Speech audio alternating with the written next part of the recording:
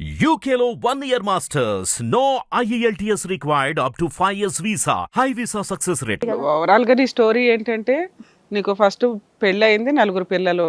తర్వాత ఒక వ్యక్తితో పరిచయం అయింది, అతనితో లేచిపోయావు. తర్వాత ఒక 1 year కి పిల్లల్ని మళ్ళీ ఇతనితో పాటు కలిపి వెళ్ళి పెద్ద మనుషులతో పంచాయతీ పెట్టుకొని సెటిల్ చేసుకొని ఫస్ట్ హస్బెండ్తో సెటిల్ చేసుకొని పిల్లలు తెచ్చుకున్నావు. అలా పెళ్ళిళ్ళు పేరెంటాళ్ళు అన్నీ కంప్లీట్ అయినాయి మీ ఇద్దరు చేతుల మీద. ఇప్పుడు మళ్ళీ మీ ఆయనకి ఇంకో లవర్ ఎంటర్ అయ్యింది. ఇప్పుడు 5-6 సార్లు వెళ్ళిపోయి వచ్చాడు. ఇక ఆయన పెట్టిన ఇంకొక కండిషన్, ముగ్గురం కలిసి పని చేసుకుందామని. దానికి ఒప్పుకున్నావు, పని కూడా చేసావు. తీరా చూస్తే వాళ్ళిద్దరూ ఒకటైపోయారు, నిన్ను బయటికి తరిమేశారు.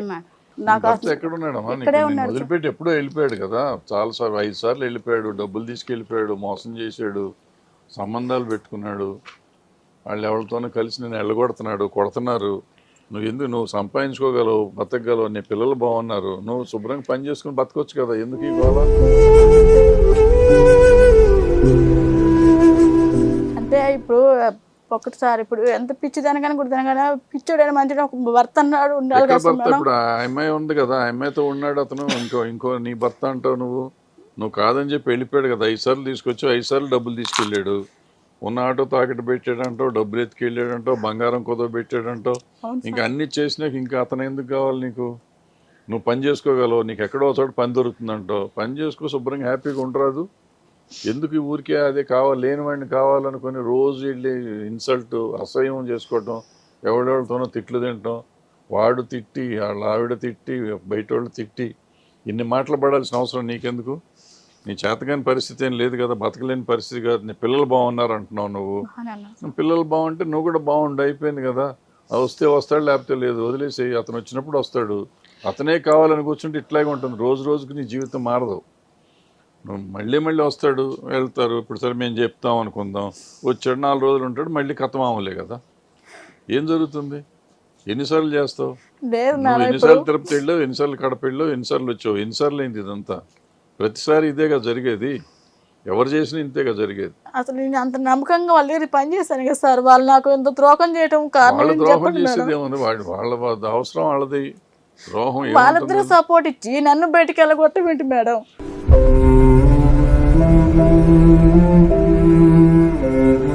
ఇప్పుడు వాళ్ళిద్దరిని కూడా తరిమేస్తే నీకు హ్యాపీనా? మీ ఆయన మేము తీసుకొచ్చి ఇవ్వలేం కానీ వాళ్ళిద్దరిని ఆఫీస్లో అక్కడ వాళ్ళ దగ్గర ఇప్పుడు వచ్చేసిన మేడం మా వాళ్ళని పట్టుకొని 16 మందిరం పట్టుకొని వెళ్ళిన మేడం. 2 కార్లు గడుచుకొని వెళ్తే డబ్బులు చాలా చాలా అప్పుల పాలు అయిపోయినాయి మేడం. ఇప్పుడు నేను వాళ్ళ గురించి 16 మందిరం పట్టుకొని పోతే వచ్చిండు, గేట్ తీసిండు, అందరం కూర్చున్నాం మేడం. కూర్చున్నాక ఎమ్మటి లోన పోయి ఫోన్ చేసిండు మేడం. మీ పిల్లలు ఎవరు నిన్ను తిట్టట్లేదా? ఎందుకు ఆ పనికి మనోడి కోసం తెచ్చుకోమని మా పెద్ద బిడ్డ ఎంత ఖర్చు పెట్టుకొని ఆ వీరుణ్ణి సూర్యుడిని తెచ్చుకో అని చెప్తున్నారా? అన్నారు మేడం. వాళ్ళు ఇంతవరకు ఒక మాట కూడా అనలేదు మేడం. సరిపోయింది, అందరే 16 మందిరం పట్టుకొని పోతే వచ్చి గేట్ తీసిన మేడం. బయట కూర్చున్నాక సార్కు ఫోన్ చేసిండు మేడం. సార్కు ఫోన్ చేసి సార్ అంటే నేను లేను వైజాగ్లో, నేను లేకుండా మీరు ఎందుకు వస్తారు అని ఫోన్ చేసి చెప్పిండు మేడం. లేదు మేడం సార్ మీరు ఉండరు, మేము వచ్చినాం సార్ నేను అన్నాను. అంటే మేము అక్కడ గొడవ చెల్లి ఏం చేయాలి మేడం? అక్కడ పోలీస్ అది పిస్టల్ బండి తిరిగిద్దిగా మేడం పోలీసు వాళ్ళది. వాళ్ళు ఎవరు తెలిసిన అంటే వాళ్ళకి ఫోన్ చేసి అక్కడ కొద్దిగా ఓం కడుపోమని చెప్పారంట. 2 కానిస్టేబుల్ చేందమ్మ ఇక్కడ వెళ్ళిపోవడం అని మమ్మల్ని టీవీ షోకి ఎందుకు రావడం? పోలీస్ స్టేషన్కి వెళ్ళి మా ఆయన కావాలని అయిపోయింది కదా. వెళ్ళాను మేడం. దాన్ని బట్టి నీకు ల్యాండ్ ఆర్డర్ లో నీకున్న పవర్స్ ఏంటో అర్థమయ్యేది కదా. చెప్పారు ఏమంది, నీకు ఏమి పని లేదు, వెళ్ళమ్మా ఇంటికి అని ఉంటారుగా. అదే అన్నారా? సూపర్. సో ఇప్పుడు మేము ఏదో రకంగా ఏదో చేసేసి మీ ఆయన తీసుకొచ్చేయాలి అంతేనా? అమ్మా ఇంత మీ కేసు విన్న దాంట్లో ఒక మంచి విషయం ఏంటంటే మీరు చేసిన సర్వీసు, రూపాయి తీసుకోనో శాలరీ తీసుకోనో మీరు చేసినా కూడా సీనియర్ సిటిజన్స్, మంచాల మీద ఉన్న వాళ్ళు, ఓల్డ్ ఏజ్ హోమ్లో పనిచేసే వాళ్ళందరికీ మనం అప్రిషియేట్ చేయాలి. ఎందుకు అంటే డబ్బు ఇచ్చినా కొన్ని రకాల పనులు చేయలేం. సొంత మనుషులే అలా వాళ్ళకి సర్వీసులు చేయలేక ఓల్డ్ ఏజ్ హోమ్లు పెరిగినాయి, అక్కడ ఏదో డబ్బులు ఇచ్చేసి వాళ్ళని ఓ హాస్టల్లో పడేసినట్టు పడేస్తున్నారు. మీలాంటి వాళ్ళంతా అక్కడ వర్కర్స్గా ఉండి వాళ్ళకి సర్వీస్ చేయడం, వాళ్ళకి ఫుడ్ పెట్టడం, వాళ్ళని క్లీన్ చేయడం, ఇదంతా కూడా కొంత అప్రిషియేట్ చేయదగ్గ విషయం. అలా ఆ పనిలోకి నువ్వు దిగిన తర్వాత నీకు హ్యాట్స్ ఆఫ్. నీకు కానీ అక్కడ చేస్తున్న వాళ్ళందరికీ మేము నిజంగా హ్యాట్స్ ఆఫే చెప్తాం. మీ పర్సనల్ విషయానికి వచ్చేసరికి అంత సర్వీస్ చేస్తున్నప్పుడే నీకు మనిషి అంటే ఏంటి, మనిషి క్లైమాక్స్ ఏంటి, ఏ రకంగా లైఫ్ స్టైల్ ఉంటుంది సొసైటీలో అని ఒక రకమైన వైరాగ్యం వచ్చేసి ఉండాలి. అయినా నువ్వు ఇంకా ఆశ, కోరికలు, ఆ, ఏదో తాపత్రయాలు, వీటికి అతీతమైన వ్యక్తుల కింద తయారవుతారు అక్కడ ఉన్న వ్యక్తులు, అంత సర్వీస్ చేసేవాళ్ళు. ఆ స్టేజ్ నీకు ఎక్కడా అంటుకోలే. అంటే నామకే వాస్తే పని చేసావా, లేకపోతే ఈయన మీదే పిచ్చతో ఉన్నావా, కాన్సన్ట్రేషన్తో ఉన్నావా, ఈయన లేకపోతే బతకలేను, ఆయన పక్కన పడుకోపోతే నిద్రపోలేనంటే ఇవన్నీ కొంచెం చిన్నపిల్లల మనస్తత్వం లాగా అనిపిస్తుంది తల్లి. కొంచెం మీరు మెచ్యూర్డ్గా ఉండండి. ఇప్పుడు ఎవరి కోసమో నువ్వు ఏడవాల్సిన అవసరం ఏంటి? నీకు వాల్యూ ఇవ్వని వ్యక్తి కోసం, నీకు వాల్యూ ఇచ్చే వ్యక్తి కోసం, మా ఆయనకి ఇట్లా కిడ్నీ పాడైందండి, లంగ్స్ పాడైనండి, మేము బతికించుకోవాలండి అంటే మా వరకు మేమేం సర్వీస్ చేయగలమా అని మేము పరిగెత్తుకొని వచ్చి డాక్టర్స్తో మాట్లాడడమా, గవర్నమెంట్ వాళ్ళతో మాట్లాడడమా, ఫండ్స్ ఏమన్నా ఇవ్వడమా, ఇలా ఏదైనా చేయొచ్చు.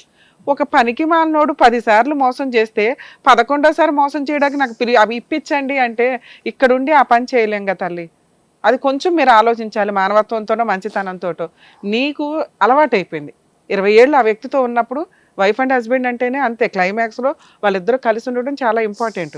ఇక్కడ 20 ఏళ్ళు ఎలా ఉన్నామని కాదు. ఇందాక ఒక మంచి మాట అన్నావు, ఎవరి లైఫ్ వాళ్ళకు ఉంటుంది కాదండి, వాళ్ళ పిల్లలు, మా పిల్లలు పెళ్ళిళ్ళు అయిపోయి వాళ్ళ కుటుంబాలు వాళ్ళకు ఉన్నాయి, నేను ఒక్కదాన్ని ఒంటరిదాన్ని అయిపోయాను కదా అని. ఆ ఒంటరితనానికి మీరు ఆల్టర్నేట్ వేసుకున్న సర్వీస్ అనేది అప్రిషియేట్ చేయదగ్గ విషయం. లేని జరగని పని విషయం కోసం అంత తాపత్రయపడిపోయి డిప్రెషన్లోకి వెళ్ళిపోతూ నువ్వు అసలు ఒక డేని నువ్వు ఎంజాయ్ చేయలేకపోతున్నావు, ఒక డే నువ్వు హ్యాపీగా ఉండలేకపోతున్నావు, లోపల నుంచి ఏడుస్తున్నావు నువ్వు. ఇది ఎంత కష్టమైన విషయం. అవసరమా? అవతల వ్యక్తికి వాల్యూ ఉండాలి కదా నువ్వు ఏడవాలంటే. వాల్యూ లేని వ్యక్తి కోసం ఏడుస్తున్నావు, అది మా బాధ. మీ ఆయన ఏదైనా తప్పో ఇంకొకటి చేస్తే ఏదో బెదిరించో లాక్కొచ్చి నీ దగ్గర పెట్టొచ్చు, ఆయన సహజ లక్షణం. 20 ఏళ్ళు కాపురం చేసి నిన్ను వదిలేసి వెళ్ళిపోయాడు, అలా అని నిన్ను పూర్తిగా వదిలేయలేకపోయాడు. అది కూడా ఇక్కడ తెలుస్తుంది మీ ఇద్దరి మధ్య ఉన్న బాండింగ్ ఏంటి అని. 5 సార్లు వచ్చాడు, వదిలేసినాడు. అప్పుడే వదిలేసి ఉంటే నువ్వు అప్పటి నుంచే స్ట్రాంగ్గా ఉండేదానివేమో. వస్తున్నాడు వెళ్తున్నాడు, నిన్ను వదలలేను అంటాడు, ఆవిడతో కాసేపు ఉంటాడు, ఆవిడని వదలలేను అంటాడు, నీతో కాసేపు ఉంటాడు. ఇలా ఒక లవరు ఒక వైఫ్ అనే మధ్యలో పెద్ద ఈ హీరోయిజం చేస్తున్న వ్యక్తి క్లైమాక్స్లో ఆవిడకే ఓటు పడింది. ఇవాళ నిన్ను వదిలేసినాడు, రేపు ఆవిడని వదిలేస్తాడుగా.